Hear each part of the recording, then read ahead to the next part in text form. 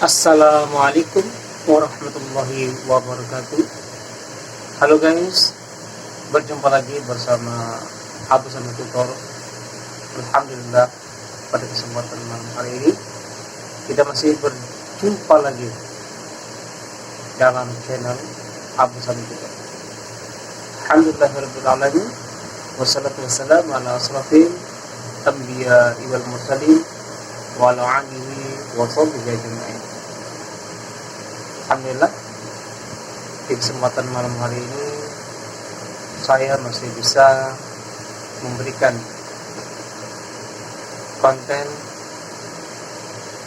edukasi tentang pengobatan tibun nabawi, pengobatan yang dimana pengobatan itu merupakan warisan dari Nabi kita, Nabi besar Nabi Muhammad Sallallahu Alaihi Wasallam, yang Allah berikan langsung sebagai bentuk hadiah kepada junjungan kita. Salawat serta salam, mari tak henti-hentinya kita panjatkan kepada junjungan kita Rasulullah Sallallahu Alaihi Wasallam. Semoga yang istiqomah di jalannya, yang berselawat kepadanya, yang selalu mengagung-agungkan namanya, insya Allah kita termasuk golongan orang-orang yang beruntung. A'udzubillahi minasyaitonir rajim. Bismillahirrahmanirrahim. Wa aqimus sholata wa atuz zakata wa ta'awuz ma'ar rafiqin.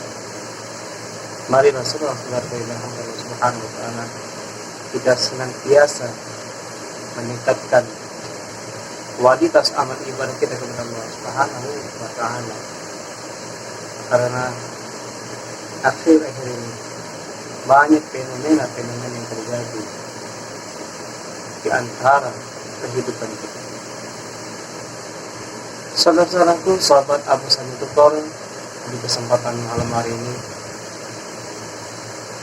saya akan memberikan jawaban yang ditanyakan oleh subscriber kita, Fulan yang menanyakan bahwasanya apakah bekam hijamah itu sama dengan al-fasdu.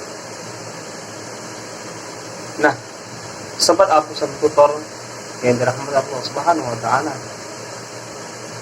ada yang tahu apakah bekam itu sama dengan al-fasdu? Kalau kita berbicara tentang masalah al-fasdu, sejak tahun pertama Abu Sami belajar sampai di tahun 2022, saat itu Abu Sami belum pernah menjumpai apakah al-fasdu termasuk salah satu pengobatan tibun nabawi. Sampai Abu Sami seringkali berdebat dengan orang-orang yang pernah dijumpai bahwasanya al-fasdu merupakan bagian daripada tibun nabawi. Namun seiring waktu, manusia yang memiliki akal, manusia yang memiliki sebuah pemikiran, tentu saja tidak akan mempertahankan suatu pendapat yang salah. Dan apabila itu dijumpai, ditemukan nasnya di dalam sebuah kitab tibun nabawi, maka wajib bagi dirinya untuk mengakui kesalahan tersebut, untuk mengakui sesuatu yang dikatakan tidak termasuk di dalam bagian tibun nabawi. Setelah ia menjumpai, ia harus menyatakan bahwa itu bagian daripada tibun nabawi. Sekian lama Abu Sami mencoba mencari artikel tentang pengobatan Al-Fasdu, di mana Al-Fasdu di awal tahun 2006 ke atas, yang dimana pengobatan tersebut pengobatan tontok darah yang diambil dari pembuluh darah arteri, ya, yang menggunakan jarum atau benda tajam yang bisa ditekan di bagian tempat yang akan dikeluarkan darah tersebut. Dengan seiringnya waktu berjalan, modernisasi, maka Al-Fasdu Abu Samad tetap temui sudah menjadi Al-Fasdu yang modern, dengan pengambilan darah melalui pembuluh darah arteri di bagian-bagian titik tertentu dengan menggunakan selang infus. Dan semenjak Abu Samad Tutor membuat konten edukasi tentang pengobatan Tibbun Nabawi, belajar demi belajar, Abu Samad menemukan bahwasanya Al-Fasdu masuk pada bagian pengobatan Tibbun Nabawi. Tetapi setelah Abu Samad mencoba membaca, meneliti satu demi satu kalimat-kalimat tentang Al-Fasdu. Al-Fasdu ini memang ada sejak zaman Nabi Muhammad SAW ketika perang. Di sana Rasul pernah melakukan kaid atau Al-Fasdu kepada para sahabatnya, karena Al-Fasdu ini cocok bagi orang yang memiliki sistem darah yang tidak mengental dari tubuh. Sahabat Nabi Abu Samad Tutor, kita ketahui bahwasanya Arab merupakan negeri dengan cuaca yang cukup panas.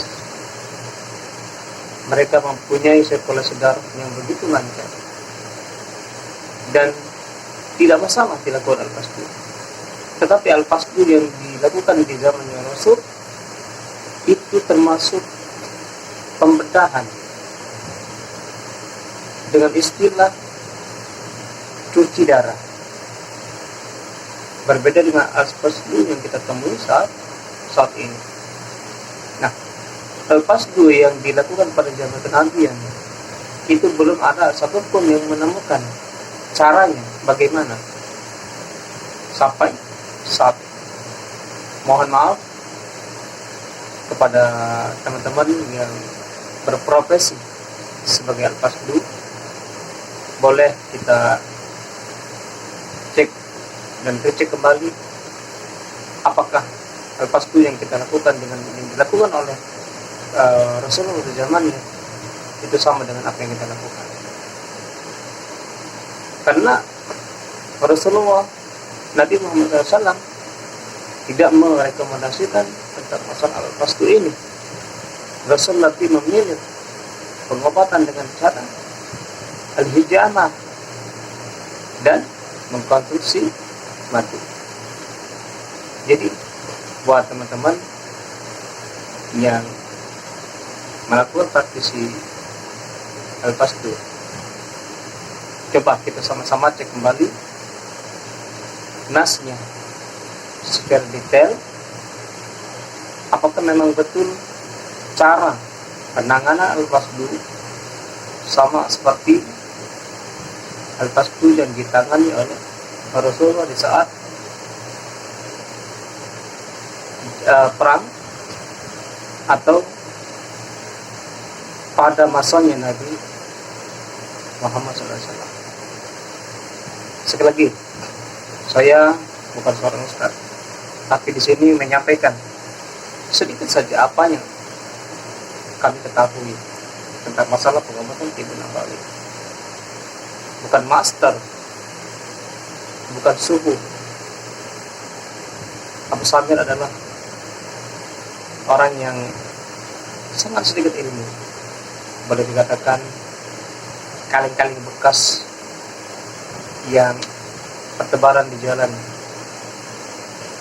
yang tidak ada gunanya. Tapi di sini Abu Samir Tutor berusaha mengedukasikan tentang sesuatu yang gimana pengobatan Tibbun Nabawi itu tidak begitu sulit. Orang yang ingin melakukan bekam tidak ada sesuatu yang dipersulit. Orang yang ingin belajar bekam tidak ada sesuatu yang dipersulit. Tidak ada sesuatu yang dipersulit. Tentang masalah bagaimana orang yang menjadi praktisi bekam, orang yang memiliki kualitas ilmu yang cukup, insya Allah dia bisa menjadi pembekam yang mampu memurnikan bekam itu sendiri.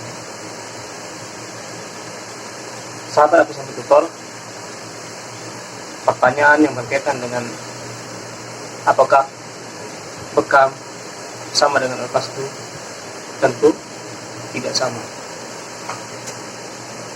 Mari kita ngopi dulu karena waktu sudah cukup malam.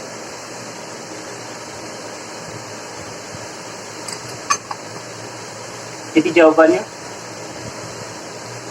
tidak sama. Bekam merupakan pengobatan yang mana pengambilan suatu penyakit atau toksin melalui tubuh bagian yang bisa dijangkau oleh alat-alat itu sendiri, yang dimana darah diambil dari titik pusat, yang dimana pernah dikatakan oleh Rasulullah Akbar bahwasanya bekam basah diambil dari titik bagian pusat kepala. Ada partikel-partikel besar di situ diambil. Sementara pasdu, pengambilan darah dengan cara mensuntikkan di bagian-bagian yang bisa dimasukkan selang atau jarum selang infus, yang dimana darah terambil semua, darah kotor, darah bersih, darah penyakit, lemak daripada darah itu sendiri akan keluar secara bersamaan. Tetapi bekam tidak. Bekam mengambil toksin yang paling besar, yang dimana dikumpulkan pada area-area yang kita pasang, ya. Jadi kalau orang yang ingin berbekam tanpa ada pencapingan atau penarikan partikel-partikel kecil, ya setelah dibekam akan menjadi partikel besar. Disitulah seluruh toksin akan terambil.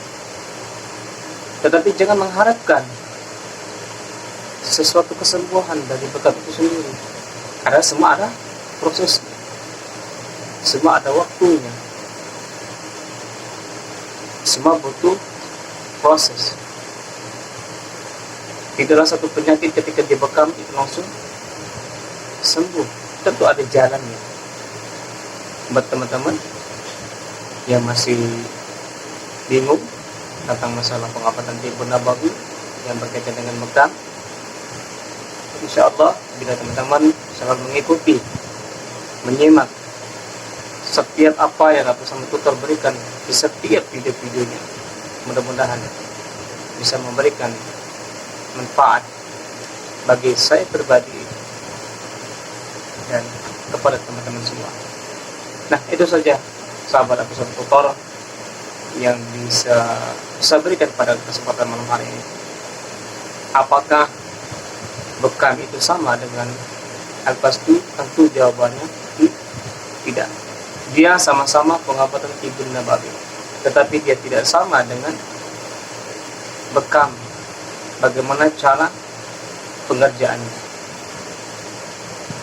Bekam tentu ada dalilnya, diriwayatkan oleh para sahabat. Sesuatu yang didapati oleh Nabi Muhammad SAW dengan istimewa. Mudah-mudahan bermanfaat. Dan kurang saya mohon maaf apabila ada kesalahan dalam penyampaian karena kurangnya ilmu.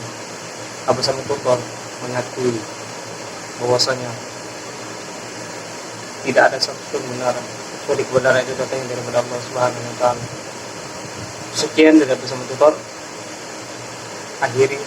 Wassalamualaikum warahmatullahi wabarakatuh. Salam hijamah.